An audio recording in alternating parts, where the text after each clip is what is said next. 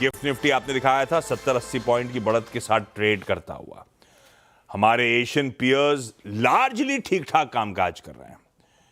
कल भी अच्छी मजबूती के साथ थे, आज भी ठीक ठाक बढ़िया ट्रेड देखने को मिल रहे हैं। मैं आऊंगा इसकी डिटेलिंग पे। प्लेट फ्लिप होगी तो यूएस में भी बढ़त के साथ ही कल के ट्रेडिंग सेशन में कामकाज हुआ। अब अगर ग्लोब में देखना है तो 5 चीजों को ऐसे समझिए इंपॉर्टेंट। पहले तो ये जो यूएस का सेशन, ये हमारा हैंडओवर हुआ क्या था। फ्राइडे को बहुत अच्छा सेशन था, 2-2.5% यही तीनों बेंचमार्क्स मजबूती के साथ ट्रेड कर रहे थे। तो उस तेजी का कंटिन्यूएंस कल के ट्रेडिंग सेशन में भी और तेजी तूली पकड़ रही थी। फ्लैट से 1% का उछाल। 1% पर स्ट्रेस इसीलिए दे रहा हूं क्योंकि नैस्डैक सबसे इंपॉर्टेंट हो गया है। बीच में पिछले हफ्ते मूड बिगाड़ने का काम नैस्डैक ने किया था। तो फ्राइडे को नैस्डैक 2.5% चढ़ने के बाद आज फिर मतलब कल की ट्रेडिंग सेशन में फिर 1% की मजबूती के साथ ट्रेड होता हुआ नजर आया। तो वो मजबूती अभी भी दमखम दिखा रही है। हाँ, आज सुबह के फ्यूचर्स स्पष्ट पड़े हुए हैं, तो 2 दिन के पावरफुल कमबैक के बाद हो सकता है आज एक कंसोलिडेशन का दिन हो, इस तरह के शुरुआती इंडिकेशंस आते हुए। हाँ, कई सारी रिपोर्ट्स ये कहती हैं कि भाई बच गए। रिकवरी जो ट्रेड प्ले आउट हो रहा है उसके बाद S&P 500 जो सबसे वाइडली इंडेक्स है ट्रैक्ड वहां का, वो इंपॉर्टेंट एवरेजेस के ऊपर आ गया है। तो टेक्निकली बहुत ज्यादा दिक्कत आई नहीं। पिछले हफ्ते के उस दबाव से, पिछले हफ्ते के उस प्रेशर से हम उभर के उन इंपॉर्टेंट एवरेजेस के ऊपर ट्रेड कर रहे हैं। तब और अब की पहली प्लेट दिखा दीजिएगा प्लीज। हमने यूएस के 3:30 बजे फ्यूचर्स कहां छोड़े थे, आज सुबह कहां खड़े हुए।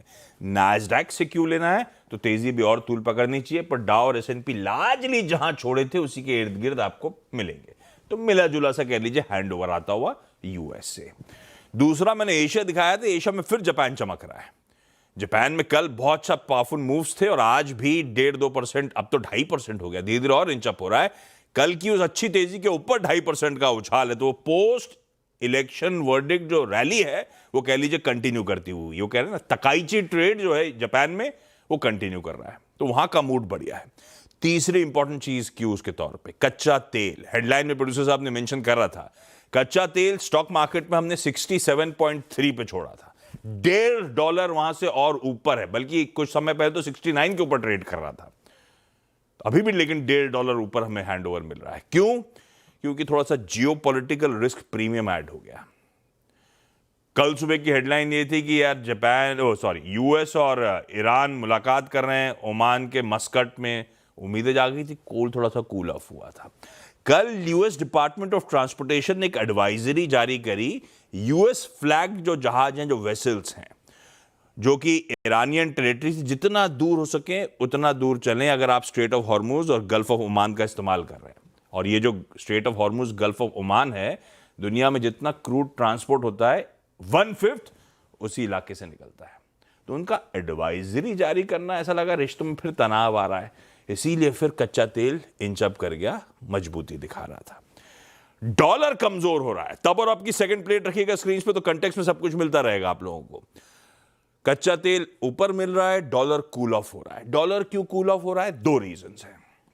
एक रीजन, रिपोर्ट सजेस्ट करती है कि चाइनीज रेगुलेटर्स ने वहां के फाइनेंशियल इंस्टीट्यूशन से कहा है कि अपना यूएस ट्रेजरी बिल्स का एक्सपोजर जो है कम रखिए, कम करिए। तो डॉलर कमजोर हुआ। दूसरा, ये जापान के मार्केट तेजी पकड़ रहे हैं, येन मजबूत हो रहा है। येन की मजबूती अपने आप में डॉलर को वीक कर रही है, और डॉलर का वीक होना मतलब सोना बढ़िया कर रहा है। सोना तब और आपकी प्लेट में दिखेगा आपको। सोना जहां छोड़ा था, चांदी जहां छोड़ी थी उससे ऊपर ही मिल रही है, वो इसीलिए क्योंकि डॉलर वीक हो रहा है। बस ये 5 इंपॉर्टेंट चीजें हैं ग्लोब में। ग्लोब का हैंडओवर कैसा है? नेट नेट ठीक ठाक है, कोई कंप्लेंट नहीं। वहां की इक्विटी मार्केट्स की रैली चल रही है और बाकी मूड मॉल भी ठीक ही है। थोड़ा सा जियोपॉलिटिकल रिस्क का तड़का एडेड है, वो ठीक है। और क्योंकि उसके बाद भी कच्चा तेल अभी भी उस इंपॉर्टेंट $70 के नीचे है, तो आप कह सकते हो मूड मॉल ठीक ही है। भाई 1/3% ऊपर खुलेंगे। कल का सेशन एक बार इंटरडे स्क्रीन पे दिखाइएगा। मैंने कहा था तमाम अच्छी खबरों का एकदम से वो क्या है समन्वय बैठ गया था कल। अच्छा अर्निंग सीजन, वो SBI, टाटा स्टील वगैरह, ट्रेड डील के कॉन्टोर सामने आ रहे थे। ग्लोबली यूएस में फ्राइडे को अच्छी तेजी थी। FIs के इन्फ्लोज, वैसे वो कल भी बढ़िया FI के इन्फ्लोज हैं कैश में। तो ये सब था जो गैप के साथ शुरुआत हुई भारतीय बाजारों की। हाँ, उसके बाद ऐसा था कि कोई फॉलो थ्रू नहीं मिला। हम बहुत सीमित दायरे में हायर थ्रेशोल्ड पे कंसोलिडेट करते हुए नजर आए। इस बीच कोई सप्लाई आई भी होगी तो एब्जॉर्ब कर ली थी, वो भी अपने आप में कमेंडेबल।